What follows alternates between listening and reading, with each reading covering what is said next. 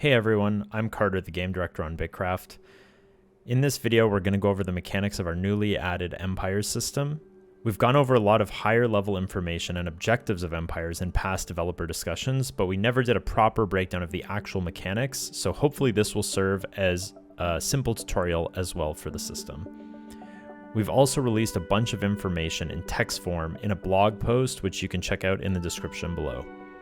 Before you can found an empire or have your settlement join an empire, you must first have an existing claim which you are the owner of with the prerequisite research unlocked.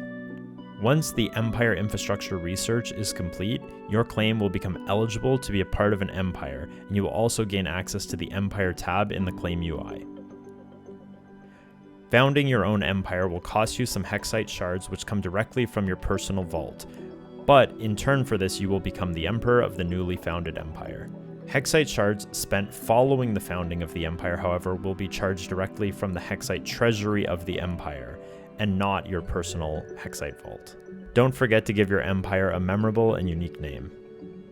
Now that you have your very own empire, you can view its details through the new empire window, which will have a button on your HUD as well as the current hotkey P by default. Founding an empire will make the claim it was founded in the capital of the empire. This is important to note from a strategic standpoint, but we'll touch on that later in the video. Currently, the capital of an empire can't be moved, and deconstructing the capital claim totem will result in the complete deletion of your empire. In the future, however, we want to add support for moving the capital, possibly at some cost. In the beginning, your empire will have no subjects and no territory in the world, so before you can actually do anything with your empire, you'll want to get set up first. The most essential structure that every empire needs is a foundry. The foundry is what allows you to turn raw Hexite shards and supplies from your capital claim into Hexite capsules. These are a key material for all things empires. Foundries can only be built in the capital claim and cost Hexite shards from the treasury of the empire to be built. If you don't have enough shards, you can donate more to your empire from your personal vault through the empire window. You can then go to the build menu while inside of your capital claim, and under the empire section of the build menu you can place a foundry. These will build instantly and not require a construction site. There is no limit to the amount of foundries you can have, but they must all be built within your capital. All of the empire related structures operate on their own permissions system. Until your empire captures some territory, only the emperor is able to act on behalf of the empire, but with territory comes the ability to delegate those permissions to others. Once you have one or more Hexite capsules, you are ready to capture some land for your empire.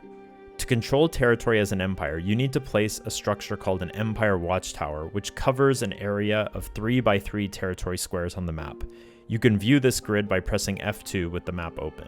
To place a watchtower, you must either physically go to the area you want to build it, or select that area on the map and mark it for expansion. This gives anyone in the empire, besides the emperor or other authorities, permission to establish a watchtower on behalf of the empire. By going to the approved territory with a Hexite capsule, you can use the build menu to place the watchtower into the world.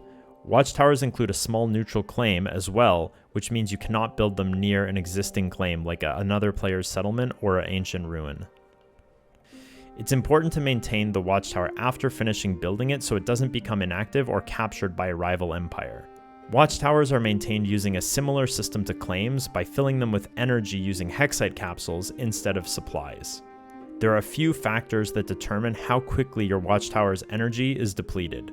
First, the more watchtowers you have, the higher the maintenance cost of all watchtowers in your empire. Second, the further the watchtower is from the capital of your empire, the higher its maintenance cost will be. Finally, if a watchtower isn't connected to territory that contains an aligned settlement, it will be considered isolated from the rest of your empire and will experience a steep additional cost in energy. In order to mitigate this, you need to make sure that any area of watchtower territory has at least one settlement which is aligned with your empire. This can include the capital. Adding aligned settlements to your empire doesn't have any effect other than preventing watchtower isolation, but it can be a way to flex the size and influence of your empire. Any settlement can join an empire by going to the Empire tab of the claim once they have researched empire infrastructure and selecting to join an existing empire.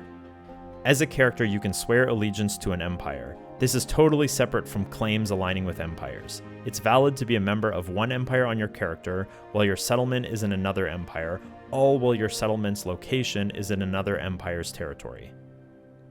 Once you have your first territory, you can begin to delegate some of the administration of your empire to your authorities, which are ranks in your empire with unique titles and permissions bestowed upon by the emperor.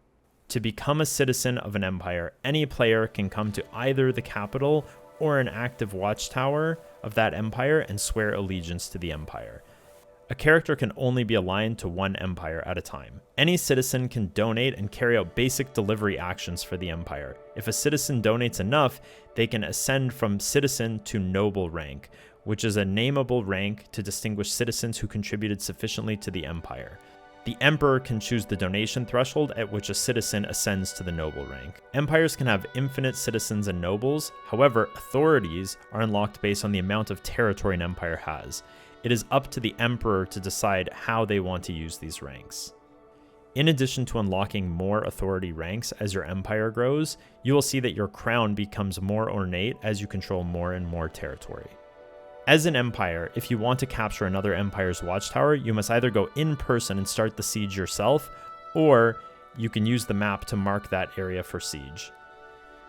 Any member of the empire can begin the siege by bringing a Hexite capsule to the other empire's watchtower which has been marked. Interacting with their watchtower while holding a Hexite capsule, while there's no ongoing siege, you will get the option to start a siege and be able to place a siege cannon somewhere nearby the watchtower. Once placed, both the attackers and defenders will be able to see in the UI the tug of war between the attacking and defending sides of the siege. The siege will end under two conditions. If the defending energy reaches 0, the attackers will win.